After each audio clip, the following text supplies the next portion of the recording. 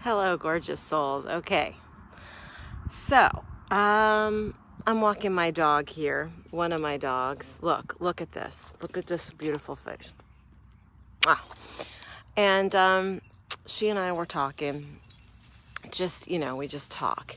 And I know a lot of you talk to your dogs, so don't pretend that you don't. And one of the things that we were talking about was this whole the options that we have as humans with where we get our animals from. So if you like domesticated animals, cats, dogs, birds, spiders, maybe tarantulas, I don't know. I don't really think of spiders as domesticated, but some people like them as pets. Whatever you like, it matters where we get our animals from. Because here's the thing, I've been giving a lot of thought to what level of responsibility I have over the current situation of everything going on the planet. And even though I may not be, and you may not be directly responsible for the pet overpopulation problem that is global. Come here, babes. Come here. Indirectly, we kind of are responsible for it because we haven't, this is my belief, I haven't taken enough of a stand to speak out clearly enough, not in a judgmental way, but just in an absolute clarity kind of way, to speak the truth, to speak my truth about what I feel we're responsible for with regards to animals. And so the reason we have a pet overpopulation problem, that's not the pet problem. That's our problem. We've created that. We have these domesticated animals that we love, that are companions to us. They're highly intelligent. They're sentient beings. They provide us with so much comfort and protection and mental health, mental, spiritual, physical health and well-being. And yet we have allowed a situation to occur where they're not spayed and neutered, and so they overpopulate, and we don't take care of them, and they're on the streets, etc. And then it's incumbent upon our animal shelters to scoop them up off the streets and bring them into the shelter and try to get them all vaccinated and spayed and neutered and ready for adoption. So it's our problem, this pet problem, pet overpopulation. It is our problem. It is a human-created problem. And so when it comes to where we get our pets from, you can choose to be part of the solution of this problem. I'm not saying this with judgment for people who opt otherwise. I'm saying this because it's really important to understand the truth about how we've created this situation.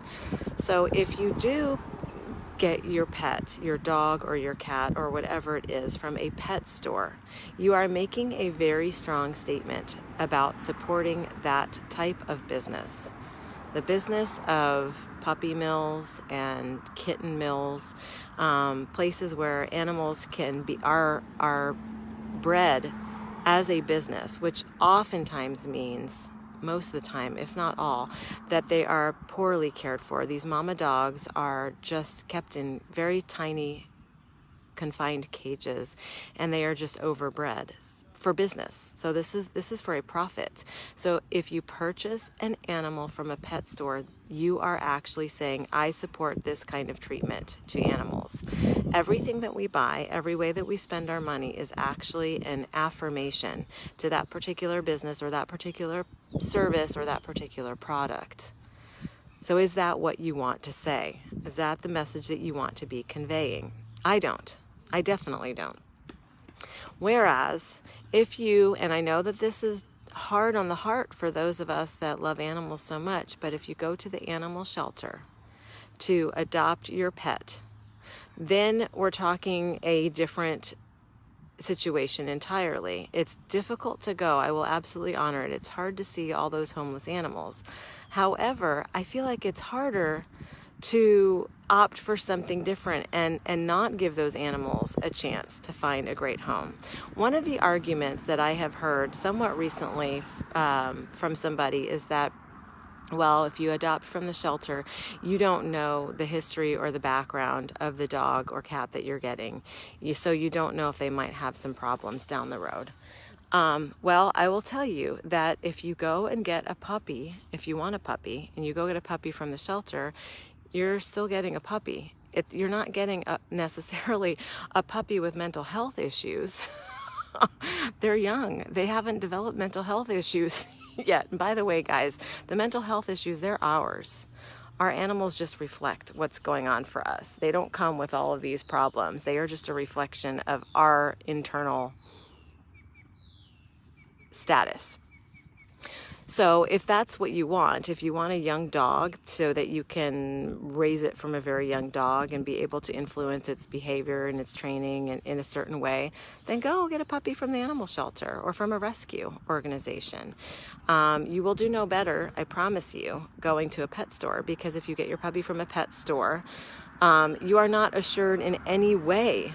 In fact, oftentimes it's the opposite. It's the purebred dogs that often end up having a lot of health issues, hip dysplasia and skin issues and all kinds of maladies that aren't divulged to you at the time that you get them, either because they're not known or because the breeders don't want you to know, because then they're not going to make the money.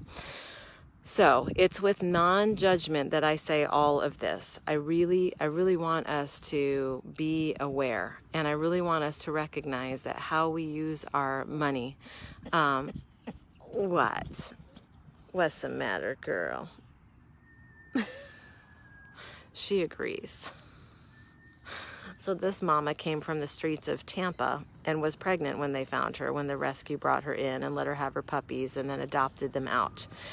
And if people hadn't been willing to adopt from the shelter that brought her in, from the rescue organization, then her puppies would not have a home. So I just really wanted to use this time to encourage you and to really have us thinking more about how we can support these organizations and how we can support these people who absolutely love animals. I know if you want a pet, you love animals. I know you do.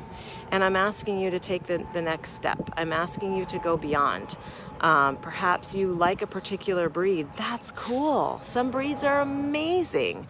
All breeds are amazing, but some are just the perfect fit for you. That's cool. You can find a rescue organization for every type of breed that you love locally to you. They exist everywhere.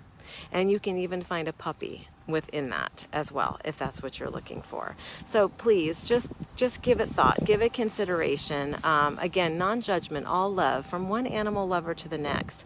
Let's just take up responsibility here. These animals can't fix this situation. They only know how to survive, and part of survival is breeding as well. That's just a natural innate instinct. We know that. And so this is our problem, and we need to fix it. And it's got a simple solution, a great simple fix. So if you're not in the market to adopt a pet, then donate some money to your local animal shelters or rescues. They need it. My goodness gracious, these people work so hard on a shoestring budget. It's unbelievable. And if you are in the market for it and you like a particular breed, consider your local rescues. Go to your shelters. Just take a look. I guarantee you there's a great chance you're going to fall in love with someone there. Someone's going to call to your heart, and it might be hard to see all the other animals and the conditions that they're in, but guys, that's on us. Remember, we need to fix this. Thank you. Pachita.